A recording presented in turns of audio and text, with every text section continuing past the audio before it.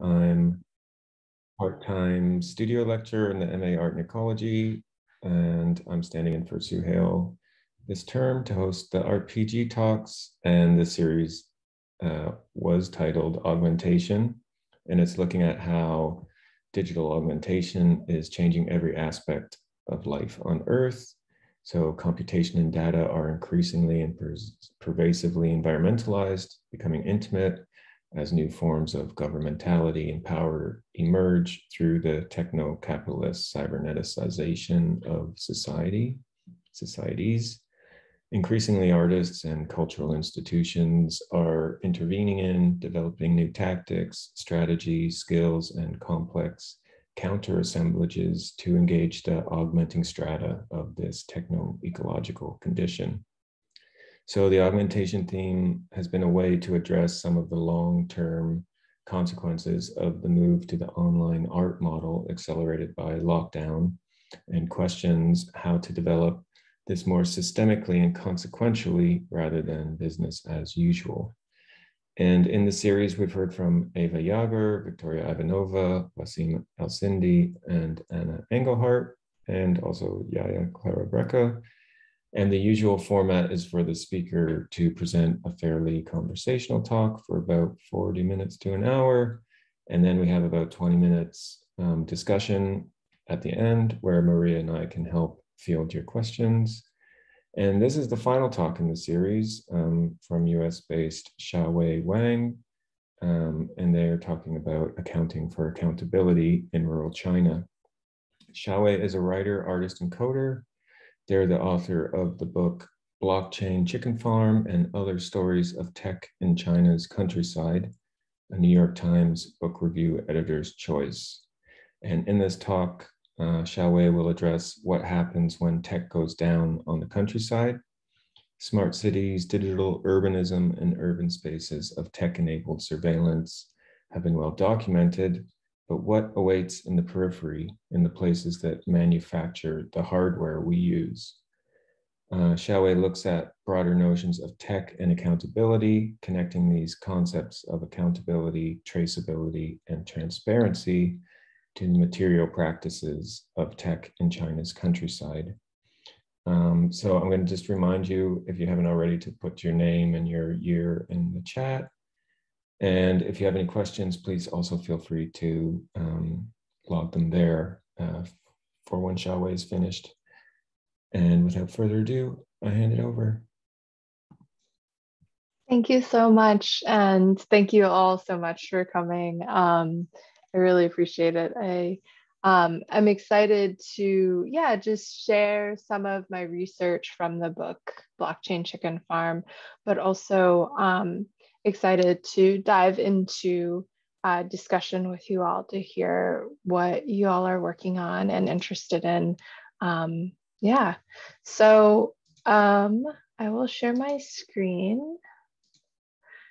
And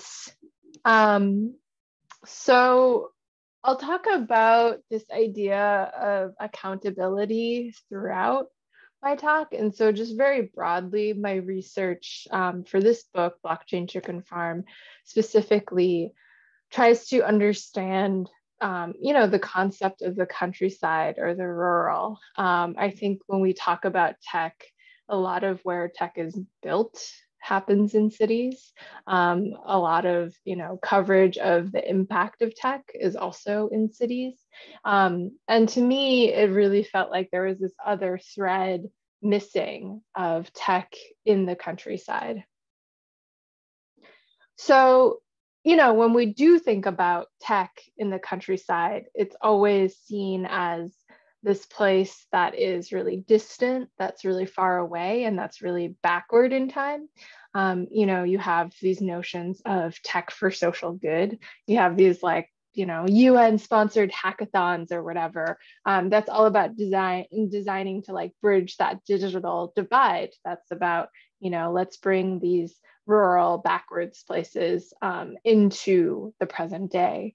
And I think that idea is always really striking to me because we all live in the same year, 2022.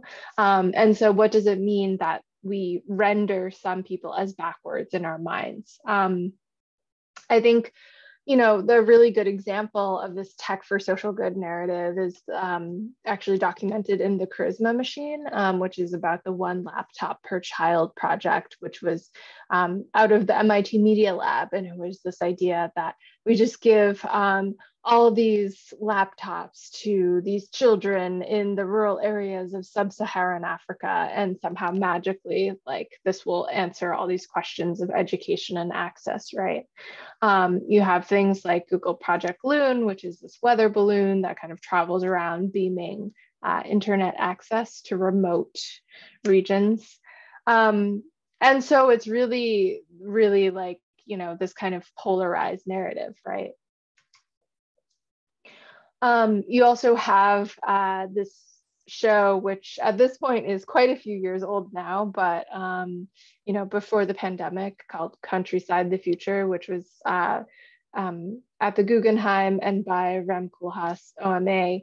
And it also, I think, similarly had this thread of like, oh, isn't it so exotic that there's these farmers on GPS-enabled tractors in the countryside? And the kind of punchline there is like, what we imagine the countryside to be is to be quite, backward in time. And so I think when I was researching this book, something that I really wanted to disrupt was just these simplistic understandings of what the countryside means to us. I'm very influenced by queer theory, and one of the ideas of metronormativity from scholar Jack Halberstam, and this idea that the city is kind of the peak of cosmopolitanism, and that's the place to be. And the city is this peak of connectivity. One of the podcasts actually that I've been really enjoying recently is called Country Queers. And one of the main people who run it is Ray Geringer. And it's this amazing podcast that just documents stories of like, folks in the countryside, like LGBTQ plus, like, folks like who run farms and like live in these rural regions. And I think it's a really important disruption to usual narratives that we have. For me, place and materiality is also important. So I think that, recently there's been a lot of discussion around blockchain and NFTs and, how much energy that consumes. I think for me, like, the joy of research is really diving into like, well, where did these things happen, right? Like, where does the hardware get manufactured? Where are the places where, there's actually immediate environmental effects to data energy use, right? Because I think in cities, like, we abstractly understand it as like a question of carbon, but then there's also places that are actually, their water resources are being disrupted. And so understanding place and where these things happen is important. So in understanding place and materiality, my research for this book began in Shenzhen, China, which is often cited as, 90% of the world's electronics are made in Shenzhen, or like, right outside of the city in the greater Shenzhen area. And this is an image of Huaqiangbei, which is the electronics market there. And when I started my research, I went to the Shenzhen Open Innovation Lab, and David Lee, who runs that lab, he took me to see like, all the different like practices and hardware manufacturing and all the different things that were happening in Shenzhen, this huge city. And he was just like, oh, there's actually not that much interesting to him about Shenzhen itself and technology. He was saying that for him, using tech, whether it's Shenzhen or Shanghai or New York or San Francisco, it's all kind of the same. And he felt like the real story was in the countryside. And I think even the story of Shenzhen itself and how it came to be is this really incredible story of that dynamic between the rural and the urban. So this is an old map of Shenzhen before it was the city that it is now. You can see that it borders quite close to Hong Kong. You can just take the ferry from Shenzhen to get to Hong Kong. And it used to be a cluster of fishing villages. And what David Lee told me was that actually the power of it becoming this like hardware empire was that each of the fishing villages, they like did these town and village enterprise experiments of actually like experimenting with the free market before that was a thing in China. And they each had their own different economies. So David Lee gave this example of this chair that someone had made that was like very Shenzhen. And in one village, you could get like the netting for the chair made in a day. In another village, you could get the frame made in a day. And so it was really this network of different small villages that exemplified like the manufacturing power of Shenzhen. And of course, this area, it's like now a big sprawling city. And in Shenzhen is also the practice of Shenjai, which I talk about in my book, and the ways that actually manufacturing, particularly for electronics and computers, it's very racialized and gendered. So what I mean by this is Shenjai, it's the practice, it means mountain stronghold, but it's the practice of piracy. And so, you know, like knockoff, the story is that Shenjai emerged as a practice in Shenzhen because as Shenzhen was developing and creating more electronics for the world, people started to pirate like different DVDs. And eventually the DVD players like wouldn't play pirated DVDs. So people started making like knockoff versions of DVD players to play these pirated DVDs. And there's this whole alternative ecosystem really emerged. Shenjai, I think to some means piracy and to others is this form of extreme open source. And so I think it's best exemplified in this story that in my book, I talked to Naomi Wu, who is this maker. She has tons of YouTube videos of her soldering and kind of making these like 3D printed, you know, all these different like electronics and open source hardware projects. And she pointed it out that she felt so strange about her like status as this maker, innovative celebrity because she grew up in Shenzhen. And for her, it was so strange because a lot of the girls that she grew up with were now working in these factories. And in these factories, they were kind of seen as like these mindless drones who are just doing, you know, the things that they're supposed to do as factory workers and like soldering and putting these complex electronics together. And meanwhile, she was doing pretty much the exact same kind of labor, soldering and doing things like putting together electronics. But because she did it on YouTube, like she was seen as innovative. And there's this great book, Prototype Nation by Sylvia Lintner, where Sylvia actually describes Naomi Wu's like intentional crafting of her persona as like to be more masculine. And so I think it really, you know, points to like the gendered aspect of whose labor is considered valuable. On top of this, there was actually a scandal with Naomi Wu some years ago where the lead editor of Make magazine in the US accused Naomi Wu of not actually knowing anything about electronics, and that, you know, like it said something like she was actually married to a white man who was like doing all the projects for her. And so there's just these layers, I think, of like geography, race, gender, class that play into, you know, especially with things like engineering and making, of like what is seen as innovative and what is seen as not. And so the parallel, like what is seen as piracy and what is seen as open source, right? I think the story of tech, particularly the ways that Shenzhen has played into fueling those kind of global tech world and culture that we live in is one of agrarian transition as well.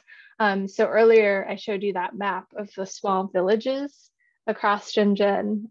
Well, now it is a city, and part of it is really this, story of agrarian transition as well, of farmland becoming consolidated.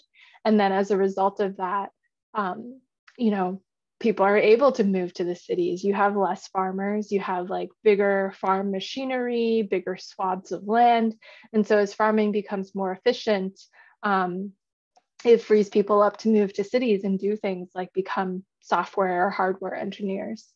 And I think the story of agrarian transition is also something to really keep in mind, because it's, kind of fully happened, at least in the US and North America, but in China, it's still this process that is ever happening.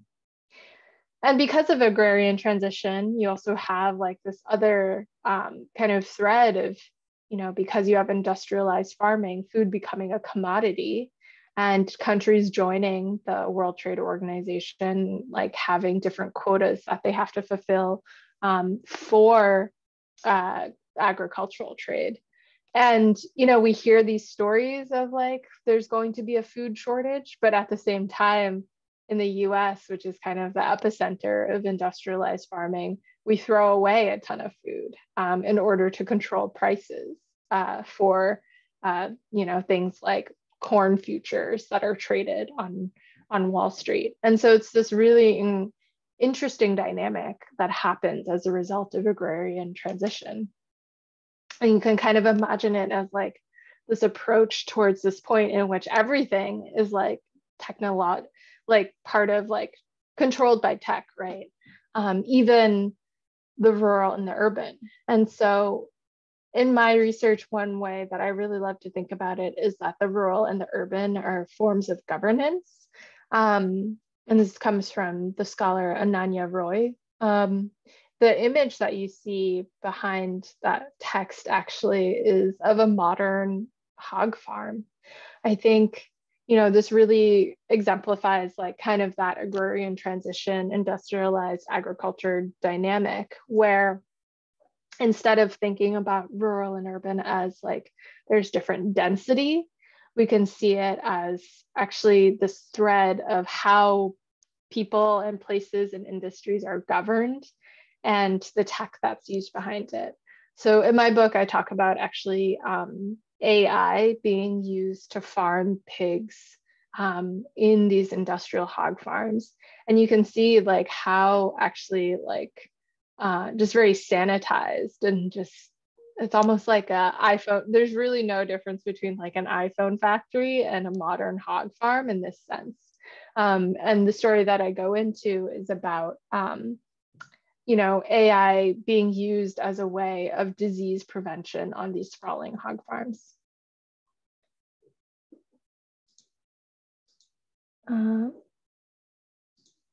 So I think also part of this, and I won't read the full quote, but it's a text that I really recommend. It's called "A Third University is Possible" by La Paperson. And I think there's also the important work, as I talk about people, place, geographies in rural China, is to understand that this is an ever ongoing story as well. And that it also is the story of land dispossession. And so I think at the core of it, it's really remembering that tech isn't just this abstract tool or thing that happens. It really is about place in the ways that places and land change. So the top level policy that all of this taps into is the policy of rural revitalization that's kind of issued by the national government. It's very broad language, but it really incentivizes people in different provinces, especially politicians in different provinces and companies, to use the most kind of cutting edge technology like blockchain or AI to raise pigs. And my book really takes place in kind of the Guizhou western area, so where all the mountains are, and it's kind of seen as like the most remote of the remote.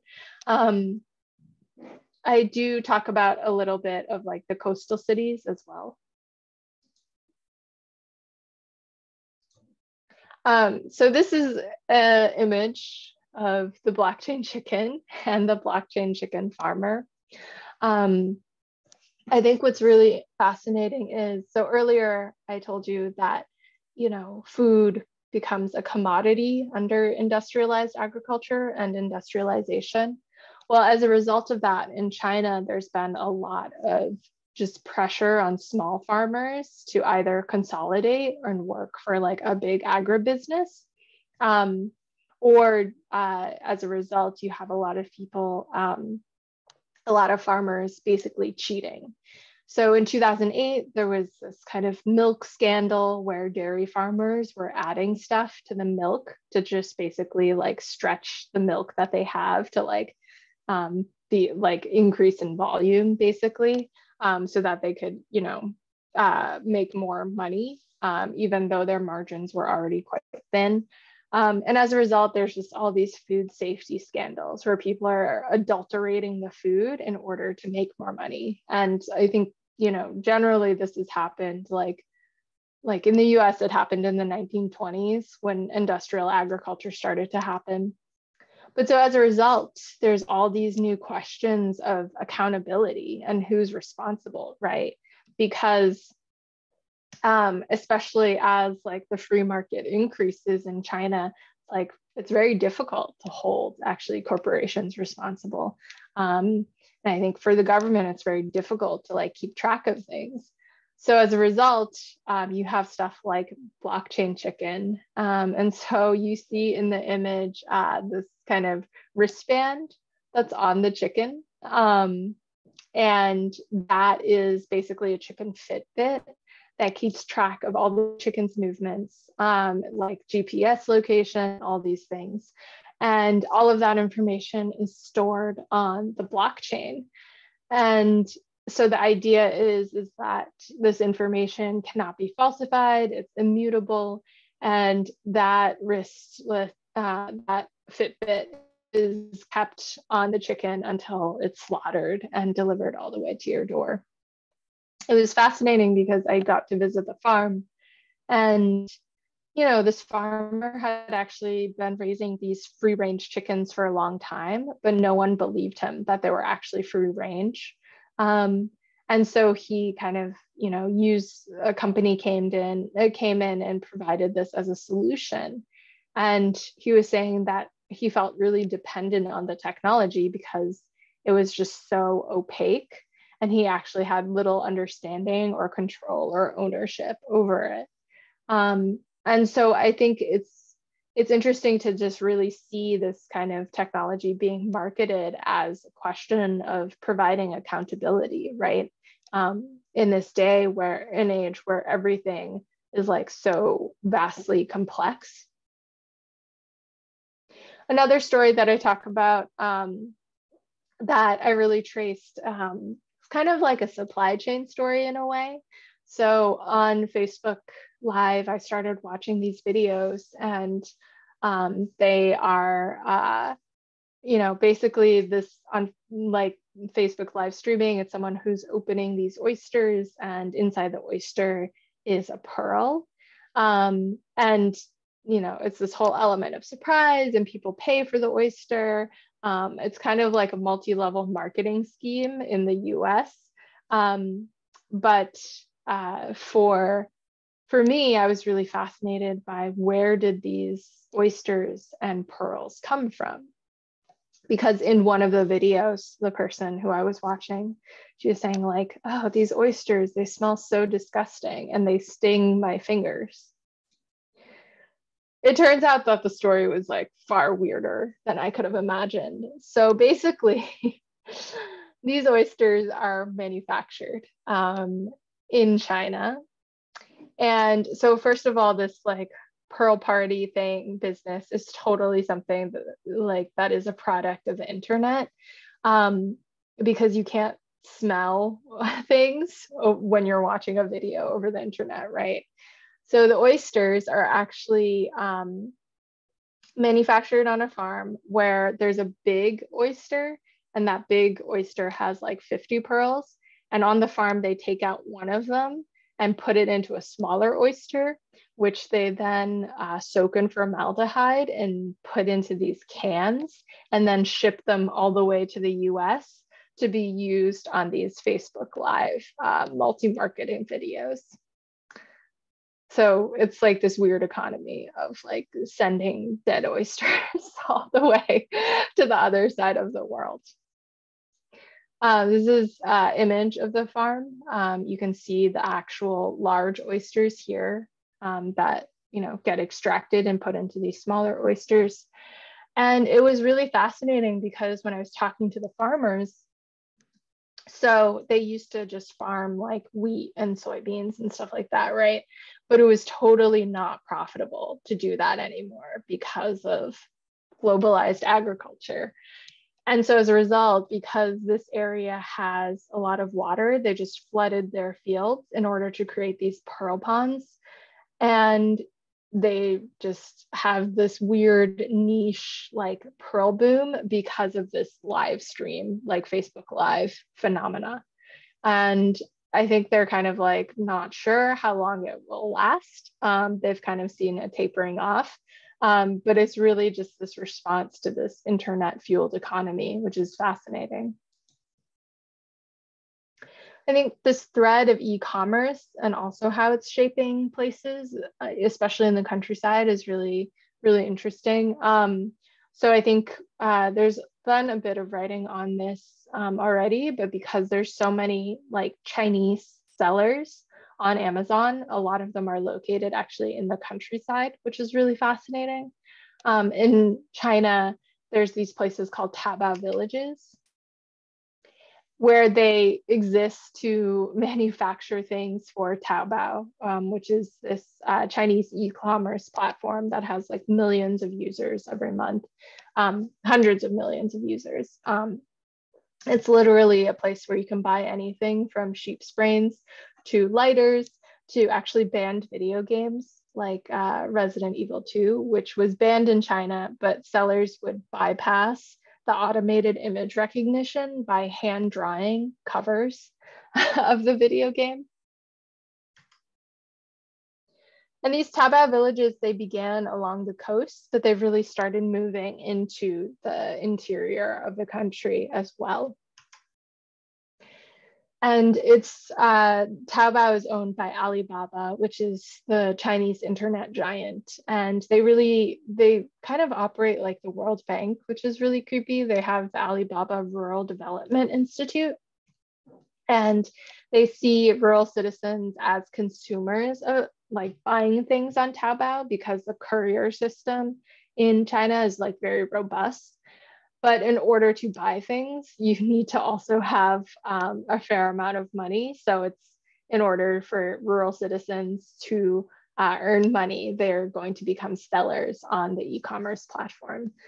So what they sell is like everything from, if you're a farmer who's growing potatoes, in the lower right-hand corner, you see this woman like filling up bags of spicy potato chips. That's like, a very like kind of direct thing from like agriculture.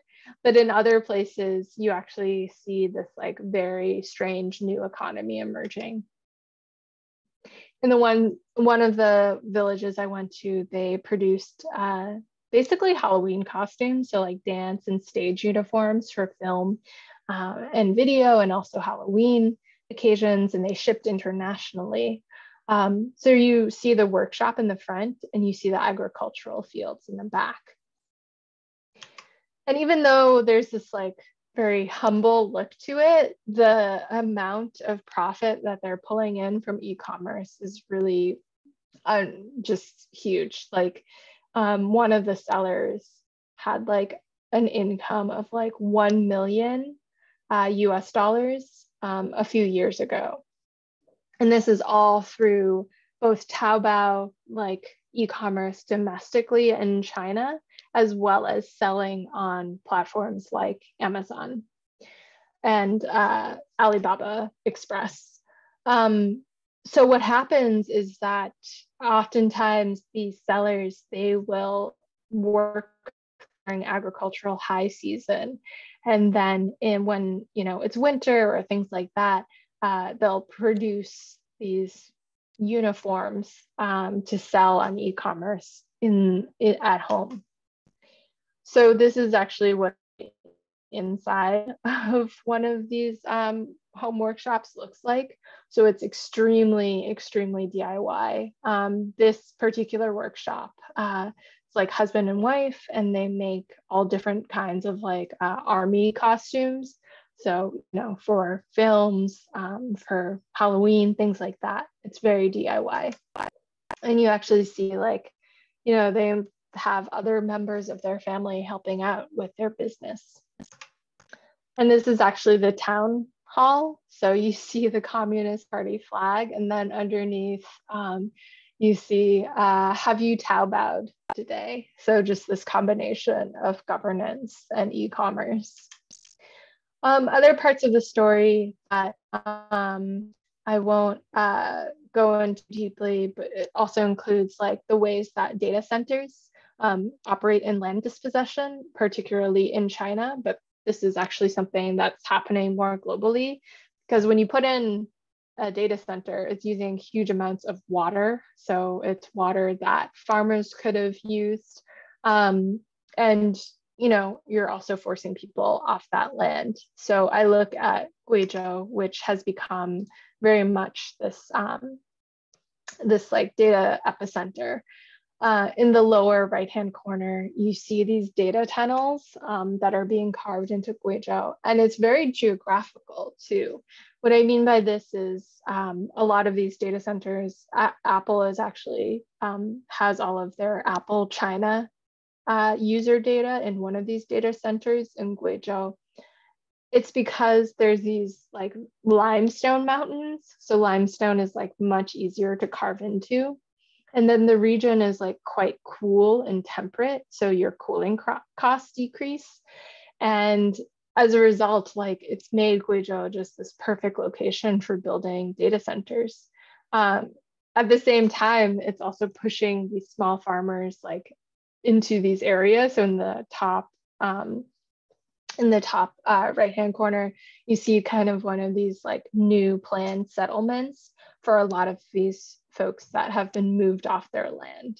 And so I think is this important story of understanding like these different dynamics of like the rural, of agriculture, of farming, of technology, this like really complex interplay that feels like very important. For those who are interested, this is also happening like in southern parts of the US, especially with like new Google data centers, as well as the Pacific Northwest, because it's quite a cool environment. There's the Columbia River, which provides a lot of cheap hydroelectricity, and it's really reshaping places. So I think, I wanted to end in this other story of accountability, because I think in a lot of the threads that I'm talking about, there's really this dominant kind of big tech that is, has situations and actually is transforming agriculture and consolidating land, consolidating people in a way that is pretty grim. I will say that there was actually one village that I visited where it gave me a lot of optimism and hope for actually place-based organizing and place-based use of technology. And so it was this small rice farming village. And, as part of industrialized agriculture, people are really pushed to consolidate their land because the farm machinery that people can use or buy is not suited for small plots of land. And additionally, the local agricultural bureau will push use of chemical fertilizers and pesticides. But in this small rice farming village, they noticed that as a result of land consolidation, of using these chemical fertilizers and pesticides, that their soil wasn't as healthy and that there was just a lot of changes in their ecosystem. And so as a result, they switched to organic biodynamic farming. But what, there was a lot of different threads of how to do this in the village. I think at some point someone came in and was like, we should do drone mapping and like plan out all these things in a really like technocratic way. But what the villagers actually resorted to was changing their governance structure of stewardship over the different rice paddies. So because in rice farming, the water flows from top to bottom, they basically divided it so that each person had a different rice paddy. So you might have one at the top and one at the bottom. And there was a lottery system that changed every 5 years. And as a result, you were incentivized to not use chemical fertilizers or pesticides. And you really had to work with the rest of the people in the village, right? Because if you did something to your own rice paddy at the top, it actually might affect your other rice paddy at the bottom. And so because of this, they started to do this organic farming to really revitalize the soil. And they actually started to sell a lot of this organic rice online. They also worked with the local blacksmith to create this new farm machinery that would be much more suited to their needs. They called it like a Frankenstein machine because they would just take like all different parts from different machines and kind of weld them together. But I think this story to me is a very important reminder that actually the social structures come first before the technology does. So I think with that, I'll open it up to questions, discussion. Excited to hear about, where you all are coming from and if any of this resonates or dovetails with your research.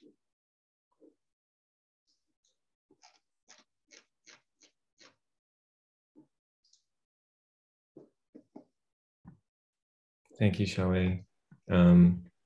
While we're waiting for some questions or some people to share the resonances, I would like to ask you to speak a little bit more about governance and e-commerce. I found that picture of the Chinese flavored capitalism like really interesting.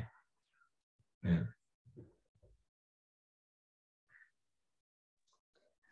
Yeah, so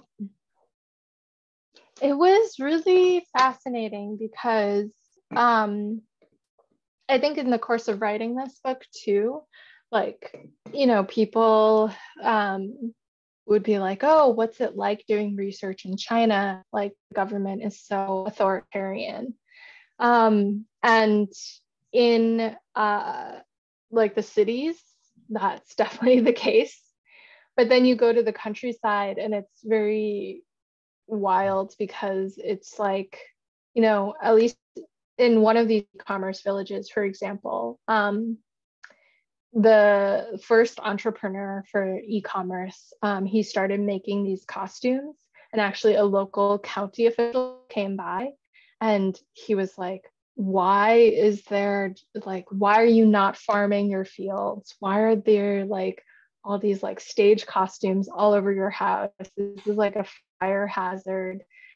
And the entrepreneur replied, well, I'm selling these costumes and I'm putting them on the computer. And the county official was like, I have no clue what you're talking about. You're putting these on the computer? Like, how does that work? And so, later on, the county official like talked to a few folks, like, started to understand the concept of e-commerce. But, it was really interesting because a lot of the infrastructure, like high-speed internet, things like that, that was getting built in these villages like far before the government or the county government or even village level government like had any interest in doing so. It was really like, very market driven in a lot of ways. In many of these Taobao villages too, what's fascinating is, they'll name the kindergarten, which is this public kindergarten, they'll call it like the Taobao kindergarten. So it's this very privatized form of development that feels very similar to like, yeah, just a company town or something like that.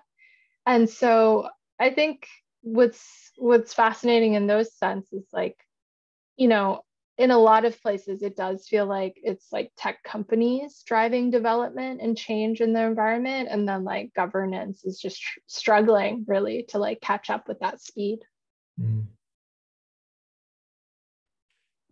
Yeah, so I guess it was like the tech companies that were putting in this high-speed internet. So it wasn't like a similar premise as like, oh, we need to educate people in the rural. Was that also the logic there? Is like, oh, if we put the internet out there, we'll be able to kind of propagandize technologies or the state or something like that. I would say there's that attitude, but it's really coming from the tech company. Like for Alibaba, they have this portal for rural users that's like all focused. There's like a university component, there's like a digital literacy component, and it's really about like bridging the digital divide. Um, but it's like, you know, Alibaba's thing. And it actually, you know, totally makes sense because they're a tech company and they want more users. And the ways to get that is like through, you know, bringing users um, in the countryside. And I think it's, you know, to me, it parallels a lot of these questions when you think about like, you know, the like Facebook sponsored hackathon of like, you know, how do we like bridge the digital divide and all these questions, right? Um, that it's like to what end, and that there's a lot of other infrastructure that needs to be like changed before it's ultimately just like a simple question of like tech solutionism. Mm. Yeah, tech is this like pharmacon, right? So it's often also a solution or a poison or a scapegoat. Um, and I think something that was really problematizing this was the thinking of accountability with this blockchain chicken Fitbit and like, you know, I don't know if it's even repurposing this technology, but to yeah become accountable for organic produce or something like that. And that kind of disturbs the logic a little bit. Yeah, I think the question of accountability or just like, I don't know, I've been thinking about it a lot because I do think that tech has like dominant tech has a very normative sense of what like accountability means. Is just like this traceability, this trackability, this like you can point to this specific record. And I don't know, other forms of accountability, like for example, from transformative justice. It's a different kind of accountability, right? That happens at not only a different scale, but it's like also, you know, something that's often said in transformative justice is like the accountability you seek, like may never be given to you. So how do you grapple with that in this other vision of justice, like in your life, right? Um, so whereas tech or dominant tech is like, no, like accountability is totally like, we can totally do that. We just need a lot of like fancy computers and like a lot more tracking and it will be yours. Mm. Yeah, maybe there's something you could elaborate on like the role of surveillance between urban and rural, which you were kind of talking about at the end of your talk a little bit. Or actually in the first question, you know, this authority figure comes out and he's not really sure because they're not able to track or there isn't so much traceability. But I'm just thinking about like the role of WeChat, for example, which is this like ultra surveillance uh, digital technological amplification. Yeah. Yeah. I think for in the example of WeChat, what's really fascinating is like just more broadly, like a lot of the new data laws in China require like real name registration. So you're like giving them like your like passport number, your like, you know, all your information, you know, basically the equivalent of like your social security number. In the US, you're giving your like registration ID in China to just use these tech platforms, right? Mm. And, you know, I think being in the US and like with our notions around like China and authoritarianism, it's very clear to see that as surveillance. But then you have, you know, when I see like Twitter, for example, and Twitter trust and safety being posed as like, oh, well, we can solve this problem of platform abuse and trust and safety by having like real name registration, right? And so I think it is this thing that, you know, we can debate all day, like, should we have real name registration? What should we do about this? What should we do about trust and safety? And I think like it still isn't talking about the real issue here, which is like also this both one, like the very concrete emphasis on like profit, but two, this ideological concept of accountability that's happening here, right? Like that in some ways, like, you know, the platform designed as it is to be this kind of like all-reaching span, like that accountability might be forever elusive to us. And so what does it mean, right? And I think that's something that where surveillance is a very, very like cousin to that discussion. I always think of too that Stop LAPD Spying, which is this organization I really love that's working in California. They always say the opposite of surveillance is relation. And I think that's like a really provocative way too, like that ties into, you know, the sense of accountability. It's like, we always talk about like holding corporations accountable, but like actually when has that ever happened, right?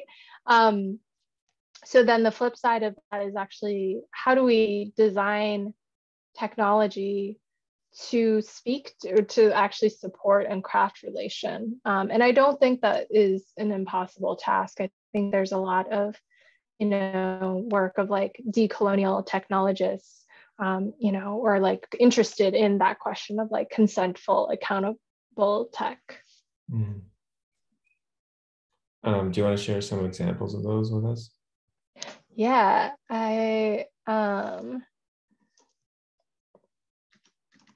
there's this consentful tech project. That's a really great jumping off point. They have like a bunch of different links to folks that they work with, including like the Detroit Community Technology Project.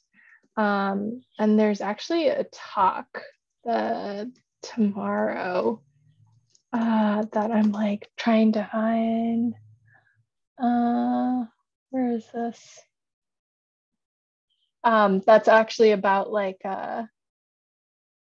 localized tech and community action. It's like about kind of you know, alternatives to tech monopolies, and kind of DIY internet.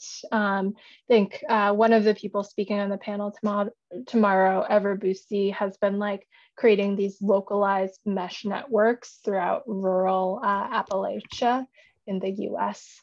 So I think people are like on the ground building it. It's just, yeah, looks very different and less flashy than something like Twitter. I want to invite some other people to turn on their cameras and engage with Xiaowei. We have a question from Nicola. Oh, great. Hi, can you hear me okay? Yeah. Maybe my internet connection is a bit unstable, then I'll switch off the video, but I thought it'd be nice to come on first. I really enjoyed the talk. Thanks so much.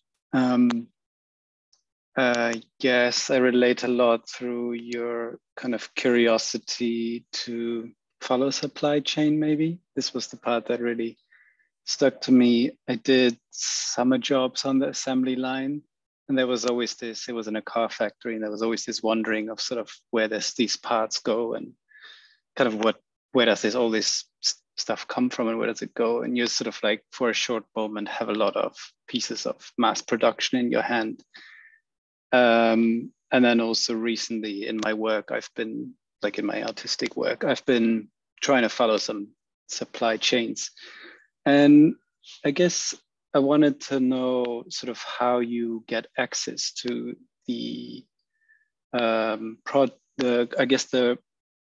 places you've shown us in your presentation that you were able to visit, because they seemed in a way so specific also.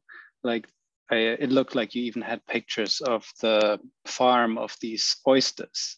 That is something you first encountered online.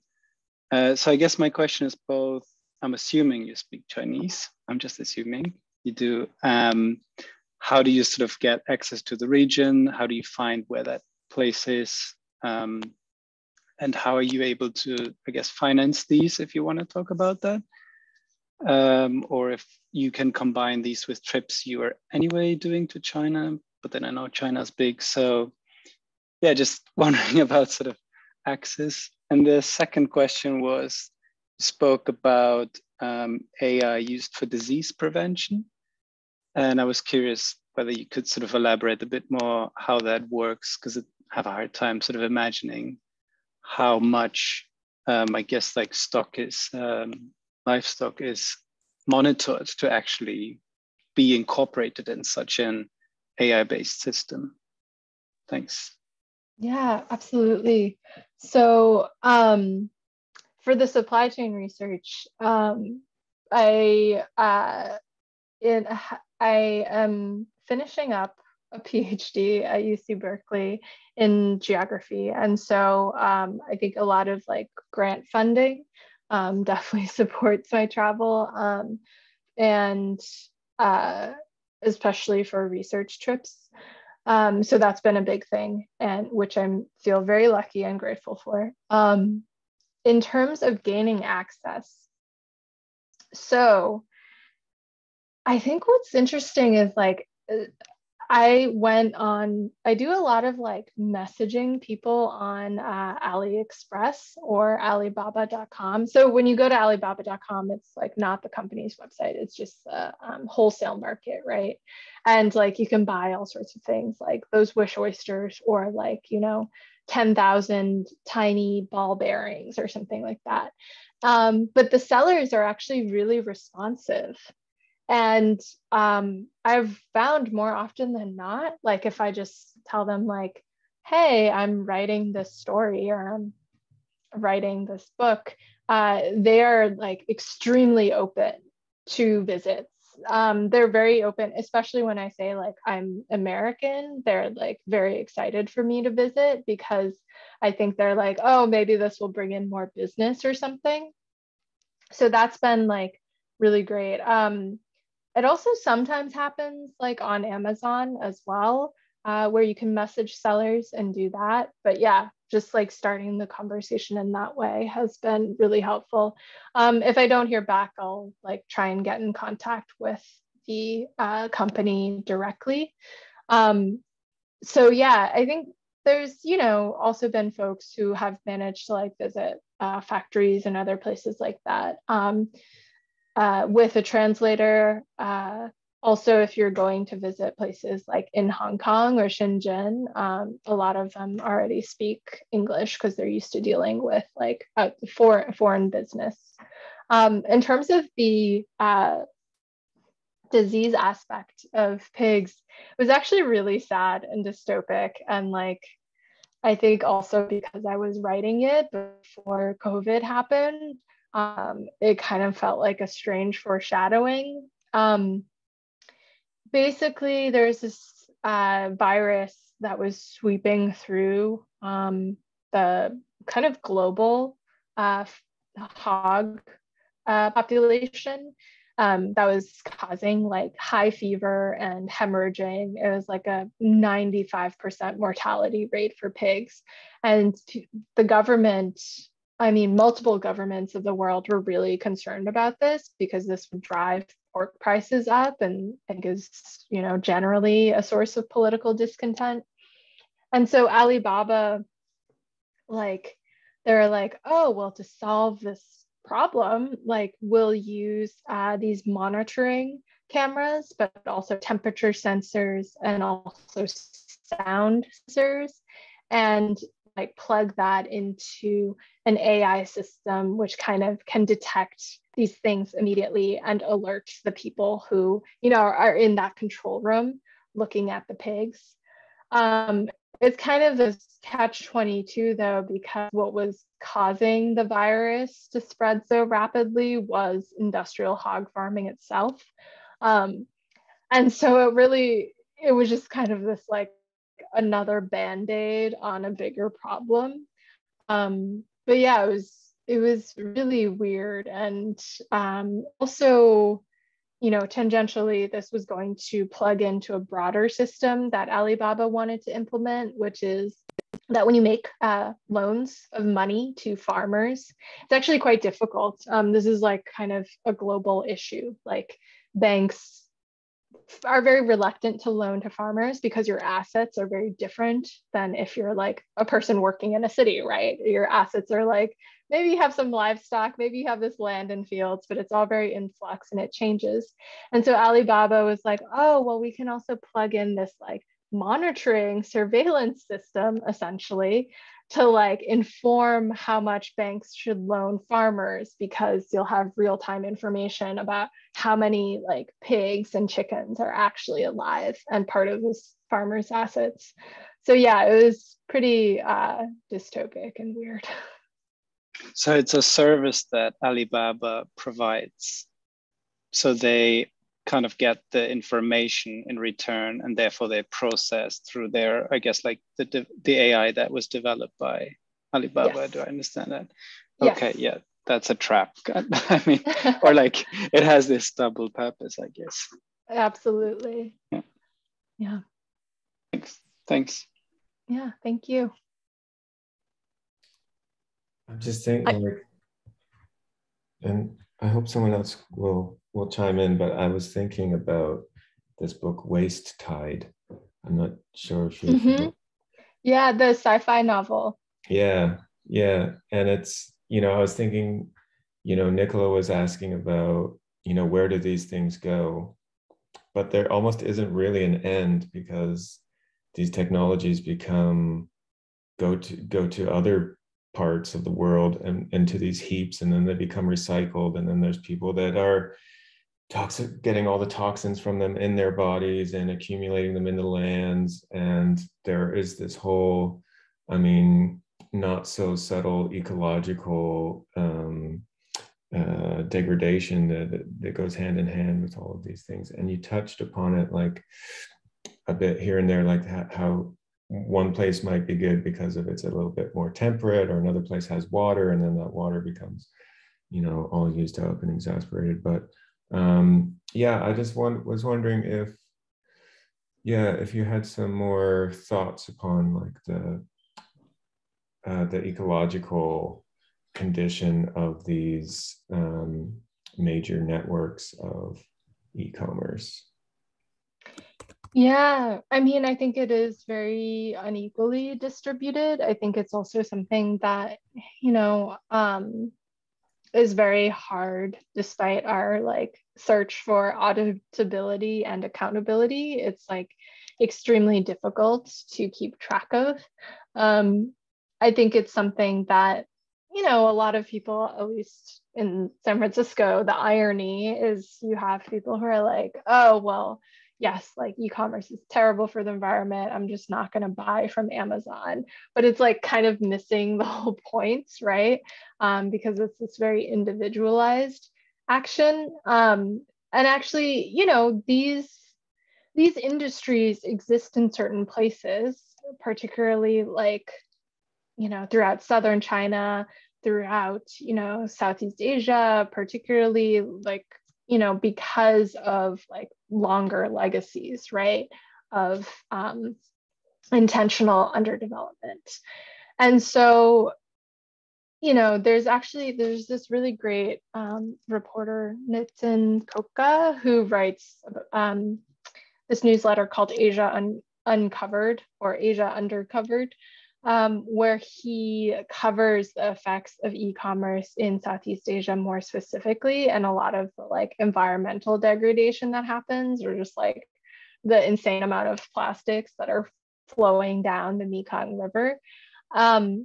And so I think it is this, I don't know. I don't think we have a good sense of like what to do about it in a structural way, particularly like I've talked to like Amazon's like head of sustainability, and they're just like, we don't know. We know it's bad for the environment, but like it's outside of our jurisdiction because we're a private company. And it's just like, ugh. Yeah. I mean, I want to get to Madeline, but the thing that was interesting about Waste Tide, I think, as well, is that although there's this village or community or city built essentially on waste and recycling the waste of technological waste. But in the end, a technological space is also a space of revolt. Like they use this kind of cyberspace as a way to gain not independence, but to gain power in the community. I'm going to move on to Madeline, who has her hand raised. Hi. I just had a little question. I was really interested in when you were talking about the costume manufacturing homes, and I just wanted to ask if you know much about like whether there's tradition of garment making in the community where they switched, and like how did they make the switch from like rural farming to garment making? It just seems like really amazing. Like, were they approached by Alibaba Express, or was it like, oh, we've heard that? Yeah, I was just interested to know.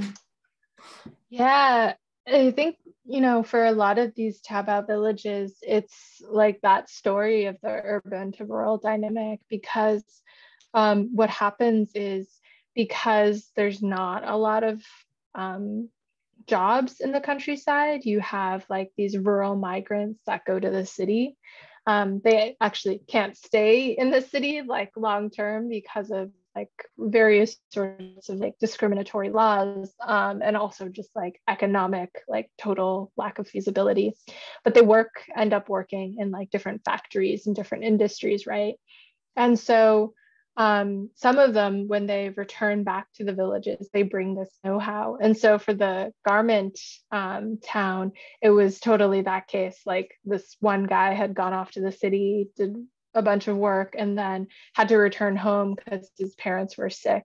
And so he just brought along this know-how, and he was like, this made money in the city. Like, I'll just do this here. And and he was right, and he has quite a thriving business now, and has also dispersed the know-how to a lot of his neighbors to, like he makes one type of garment or costume, and then he'll have neighbors who make like another kind. He has like, another neighbor that does embroidery, another, person in the village who does like only like different costume shoes.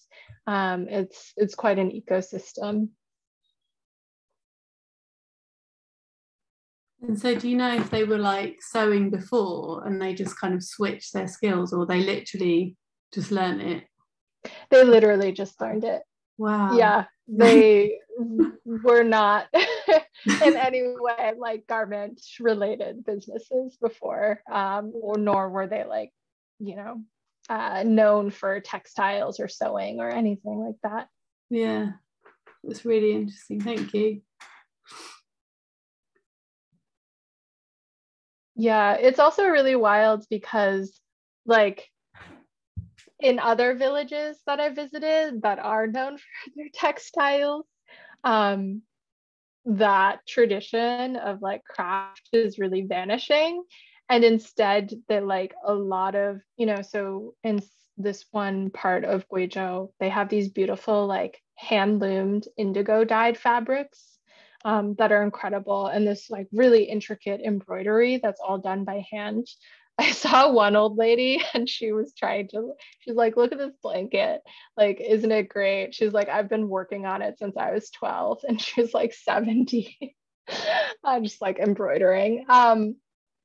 But it's fascinating because in that village, they tried to develop like this tourist industry around like the textiles to like bring people in.